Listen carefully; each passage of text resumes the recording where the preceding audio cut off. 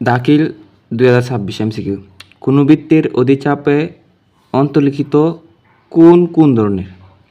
দেখো, কোনো বৃত্তের অধিচাপ, আমরা আগে বৃত্তচাপ জিনিসটা কি আগে নির্ণয় করি। বৃত্ত আঁকি, বৃত্ত চাপ হলো কি, বৃত্তে দুইটি বিন্দু, একটা বিন্দু নিলাম আরেকটা বিন্দু নিলাম, দুইটি বিন্দুর মধ্যের পরিধি, যেই পরিধিটা অতটুকু হয়েছে কি বৃত্তচাপ। তাহলে হয়েছে কি, আমরা জানি যে বৃত্তচাপ হয়েছে দুই প্রকার। বৃত্তচাপ কি দুই ভাগে ভাগ করছে, বা দুই প্রকার। এক হয়েছে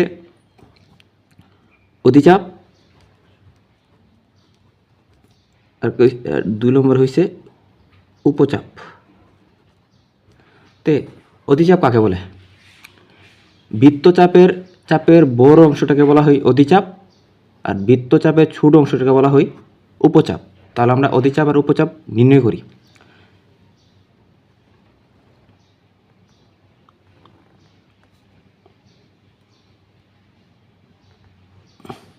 দেখো, বৃত্ত আঁকছি, দুইটা বৃত্ত আঁকছি, এটা ভাগ করে নিছি। তা অধিচাপের সংখ্যা কী বলছিলাম, যে বৃত্তচাপের বড় অংশটাকে বলা হয় কি অধিচাপ, এটা হচ্ছে বৃত্তচাপের বড় অংশ। আর এখান থেকে শুরু করে অতটুকু হয়েছে বৃত্তচাপের ছোট অংশ হয়েছে কি উপচাপ। তখন কী বলছে, যে কোনো বৃত্তের অধিচাপ মানে ওটা অধিচাপ অন্তর্লিখিত কোন ধরনের?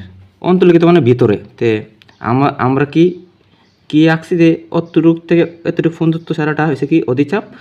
ঠিক আছে, অধিচাপে অন্তর্লিখিত মানে ভিতরে কোন ধরনের উৎপন্ন করা হয়। তাহলে দেখে আগে আমরা ভিতরে একটা কোণ কী করি, আঁকি, ভিতরে একটা কোণ আঁকছি। দেখো, এই যে কোণটা সৃষ্টি হয়েছে, এই কোণটা কি সূক্ষ্মকোণ না? এটা 90 ডিগ্রির চেয়ে ছোটো এবং 16 ডিগ্রির চেয়ে কত বড়। তাহলে কি অধিচাপে অন্তর্লিখিত কোন ধরনের? তাহলে কি হইব, অধিচাপে উৎপন্ন হয় সূক্ষ্মকোণ। ওই কোণ উৎপন্ন হয়েছে সূক্ষ্মকোণ। ঠিক আছে।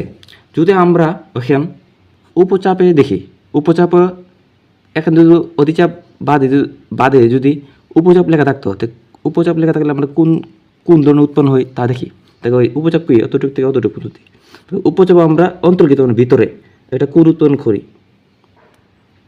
দেখো, এই কোণটা অতটুকু, এই কোণটা কি 90 ডিগ্রির চেয়ে বড় এবং কি 180 ডিগ্রির চেয়ে ছোটো। তাহলে কি সে কোণের নাম কি স্থলকোণ। তাহলে ওই স্থলকোণ হবে, যদি উপচাপ হয় কি স্থলকোণ, ওই অতটুকু স্থলকোণ।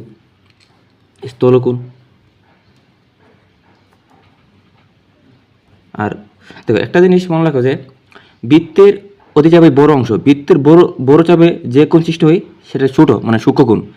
আর বৃত্তের অধিচাপ মানে ছোট চাপে যে কোণ উৎপন্ন করা হয় সেটা কি